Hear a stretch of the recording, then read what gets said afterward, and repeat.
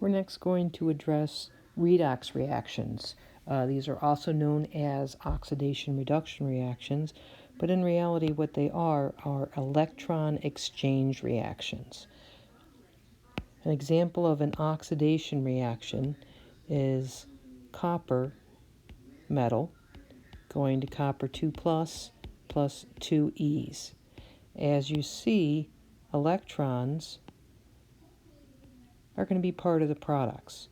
In a reduction reaction, electrons are part of the reactants. Our example here is zinc 2 plus can accept 2 electrons and go to zinc metal. In reality, what happens is both of these types of reactions occur simultaneously, and these electrons are exchanged from one chemical to another. There are a lot of nice mnemonics that can be used to remember oxidation and reduction reactions. One is oil rig. One mnemonic is oil rig, and that works because oxidation is loss of electrons and reduction is gain of electrons. We're focusing obviously on the first letter of each of these words. And you see this works. Oxidation is loss of electrons. Copper is losing electrons. Electrons are being given off in the products. Reduction is gain of electrons. Zinc 2 plus is gaining 2 E's. The E's are part of the reactants. Another mnemonic is Leo the lion goes grr. Again, we focus on the first letter. Leo comes from loss of electrons. Grr comes from gain of electrons. When you look at a balanced redox reaction, the electrons are not shown. And it's not always easy to follow where the electrons are. Where did they start? Where did they go? What's gaining electrons? What's losing electrons? To help with this process, we use what's called an oxidation number. An oxidation number is a theoretical construct. It's not a real charge. It's a theoretical construct that can be used to keep track of electrons during redox reactions. So here are some rules for assigning oxidation numbers. You do not need to memorize these rules. You do, however, have to be able to apply the rules to determine the oxidation number of elements in polyatomic ions and compounds. The key to this is practice. We'll start with some easy examples. O2 here. O2 is an element, and individual neutral atoms and elements and molecules consisting of just that element are assigned an oxidation number of 0. Here are some other examples. But you see in each of these cases, there are either individual atoms or molecules consisting of just one element. Atoms in this situation have an oxidation number of 0. So oxygen here has an oxidation number of 0. Similarly, if we look down here to S8, S8 is sulfur in an elemental form. This is a molecule that consists only of sulfur atoms. So in this example, sulfur is going to have an oxidation number of 0. Okay, if we go over here to methane, methane has 1 carbon atom and 4 hydrogen atoms. We're going to go down the rules, and the first one that has something applying to our compound here is Rule 6. In compounds and polyatomic ions, hydrogen is assigned an oxidation number of +1. Now we want to determine the oxidation number of carbon in this compound. We're going to apply rule number 1, that the sum of all the oxidation numbers has to equal the overall charge on the species.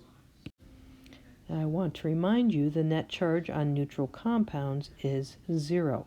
So we're going to set up a simple algebraic equation to determine the oxidation number on carbon. Okay, this is what the algebraic equation is telling us. We have 1 atom of carbon. The oxidation number of carbon multiplied by 1 added to 4 times the oxidation number of hydrogen has to sum to 0. The sum of the oxidation numbers has to equal the net charge, which is 0 since this is a compound. We've substituted in the oxidation number of hydrogen. So now we come down to carbon plus 4 equals 0. We're solving for our one unknown, carbon, so we subtract 4 from this side. Whatever we do on this side, we have to do on the other side. So our final result is that we now know that the oxidation number of carbon is minus 4. We've already determined the oxidation number of hydrogen is plus 1. The last problem on this set is benzene, C6H6. Again, we're going to start with our initial rule that in compounds and polyatomic ions, hydrogen is assigned an oxidation number of plus 1. Next, we're going to apply Rule 1, that the sum of the oxidation numbers has to equal 0. It equals the net charge. The net charge is 0 because this is a compound. Okay, so 6 times the oxidation number on carbon plus 6 times the oxidation number of hydrogen has to equal 0. We're substituting in the oxidation number of carbon. We've previously determined that. And we want to solve for the oxidation number of carbon. And here we've finished going through solving for the oxidation number of carbon. We've substituted in the oxidation number of hydrogen, and we're trying to solve for C, the oxidation number of carbon. We want carbon by itself on one side, so we subtract 6. Whatever we do to one side, we have to do to the other. So we now have 6C equals minus 6. So C has to be equal to minus 1. So now we know the oxidation number of hydrogen and the oxidation number of carbon. A few more examples. Let's look at oxygen dichloride. Here, the first rule that becomes applicable is that in compounds and polyatomic ions, oxygen is generally assigned an oxidation number of minus 2. There are a few exceptions. We very rarely need to worry about these exceptions. So we have an oxidation number of oxygen equal to minus 2. Now we can turn our attention to chlorine. First, I want to remind you, oxidation number is not a charge. We are used to thinking of chlorine having a minus 1 charge in an ionic compound, but this is not an ionic compound. This is a molecule. There are some elements, and chlorine's one of them, that can exhibit many different oxidation numbers depending on the compound. So to determine the oxidation number on chlorine, we're going to use rule number 1, that the sum of the oxidation numbers has to sum to the overall charge. Since this is a compound, the overall charge is going to be 0. And here's our simple algebraic equation. We substitute in the oxidation number of oxygen, which is minus 2. So minus 2 plus 2 times Cl is equal to 0. And we're going to solve this for Cl. Right, we add 2 to each side of the equation, so we have 2 times chlorine is equal to 2, and therefore chlorine must have an oxidation number of plus 1. So in this compound, we finished assigning the oxidation number of oxygen and chlorine. All right, so let's look at ethanol here.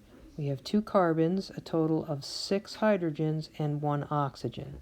So we can use our rules that oxygen is minus 2 and hydrogen is plus 1, and then we can go ahead and solve for the oxidation number on carbon. So typical oxidation number of hydrogen is plus 1, oxygen is minus 2, so we have those oxidation numbers. We set up our equation to determine the oxidation number of carbon. 2 times carbon plus 6 times hydrogen plus 1 times oxygen equals 0. This comes from the sum of the oxidation numbers has to equal our net charge, which in a compound is 0. All right, and we'll work through the steps. So all we're doing is we're trying to solve for the oxidation number on carbon. So we have 2 times carbon. The 6 comes from the 6 times the oxidation number of hydrogen, which is 1. 1 oxygen, whose oxidation number is -2.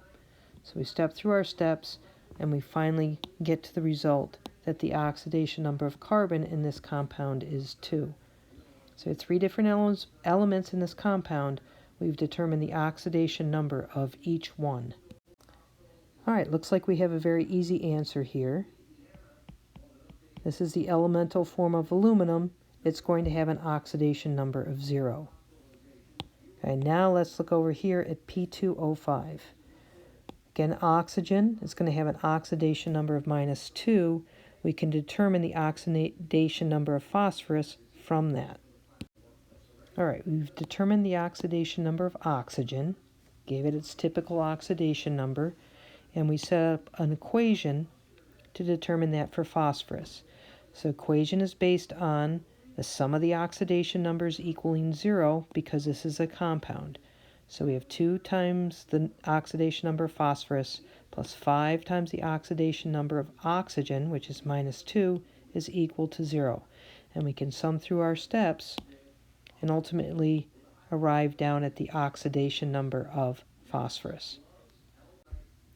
When we balance redox reactions, the very first step is going to be determining the oxidation numbers of elements within that redox reaction. So you have to get really good at determining the oxidation number of elements.